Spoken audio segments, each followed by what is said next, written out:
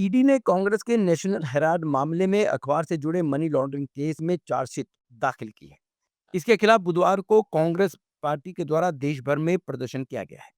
Chandigarh sector 35 Rajiv Gandhi Bhavan में भी Congress party ने जोरदार प्रदर्शन किया।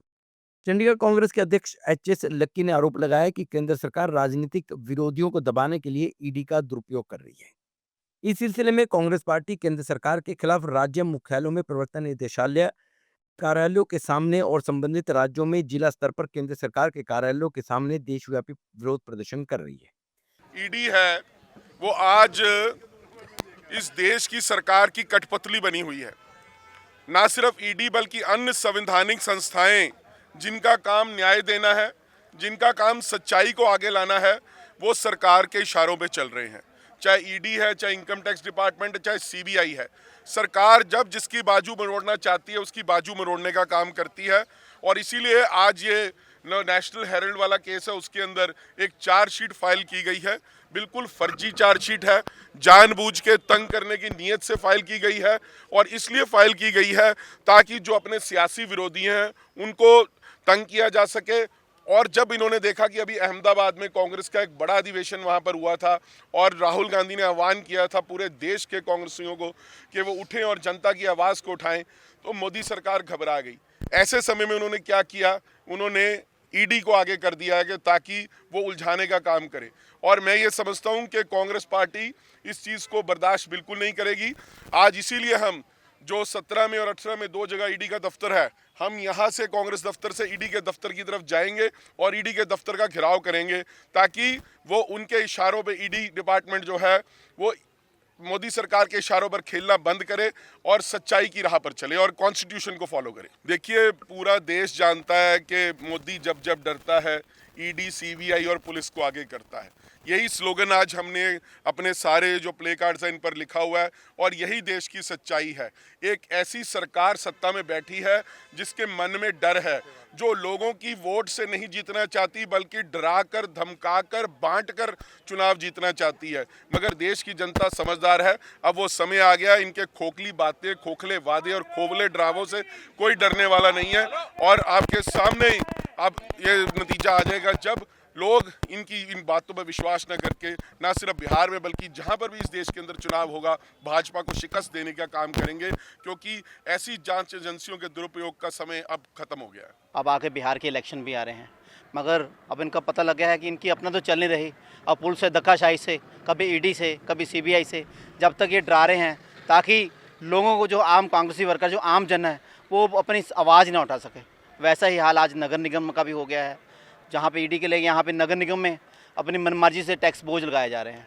प्रॉपर्टी टैक्स लगा दिया और फिर स्टैंप ड्यूटी बढ़ा दी। मतलब मन चाहे अपनी जो मनमर्जी करती है, जो कभी सोचा ही ना किसी ने कि आम जन के साथ है। जब इनका मन करा ये सिलेंडर के रेट बढ़ा देते हैं, जब इनका मन करा वाटर सेस बढ़ा देते हैं, सीवरेज सेस बढ़ा देते हैं। ये सिर्फ धक्काशाही है। एक हुकूमत की सरकार है, ये चाहते नहीं यहाँ किसी और पार्टी की सरकार हो, ये चाहते नहीं यहाँ विपक्ष मजबूत हो, क्योंकि ये विपक्ष मजबूत होगा तो लोगों को इनके करतूतें और कारनामों का पता लग जाएगा। जो इन्होंने लोगों के साथ जुमले किए, जो लोगों के साथ आज धक्काशाही कर रही है, उसका असर है। अगर इनका इतना ही अच्छा होता तो आज 272 सीटें से ऊपर आई होती।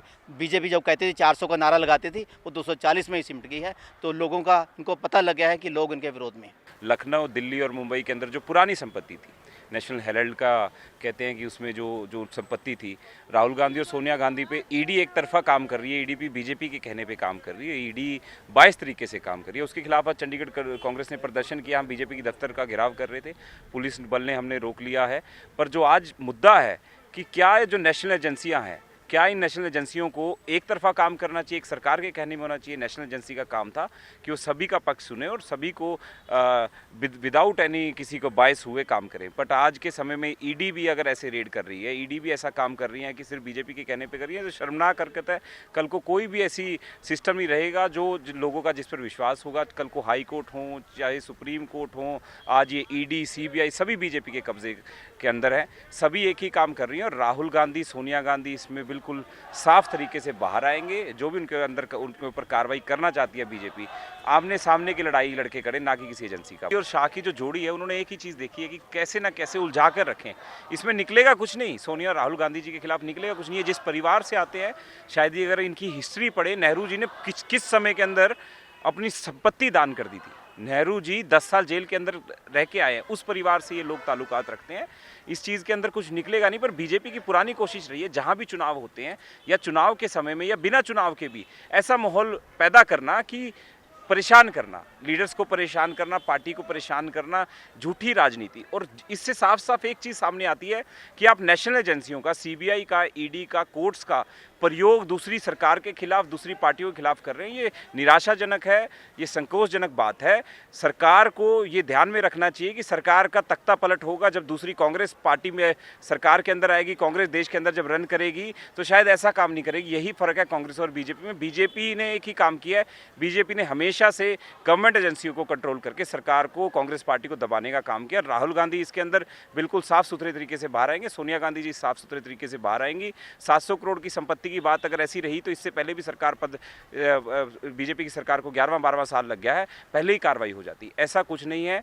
उन्होंने देश के लिए लड़ाई लड़ी है। सोनिया गांधी और राहुल गांधी बिल्कुल साफ इसमें बाहर आएंगे। आप कितने समय से देख रहे हो, ईडी रेगुलर हमारे नेता राहुल गांधी जी, माननीय सोनिया गांधी जी पे एफआईआर, कभी कोई एक्शन कर रहा है, लेकिन उनके पास फैक्चुअल्स प्रूफ कुछ भी नहीं है। ये सारा जो चल रहा है, ये सारा एक पॉलिटिकल षड्यंत्र है, जिसके जवाब में आज हमारी प्रदेश कांग्रेस, युवा कांग्रेस ने यहाँ प्रोटेस्ट रखा है और हम इस आवाज़ को और बुलंद करेंगे। हम अपने नेता के साथ हैं, राहुल गांधी जी के साथ हैं और राहुल गांधी जी की सोच के साथ।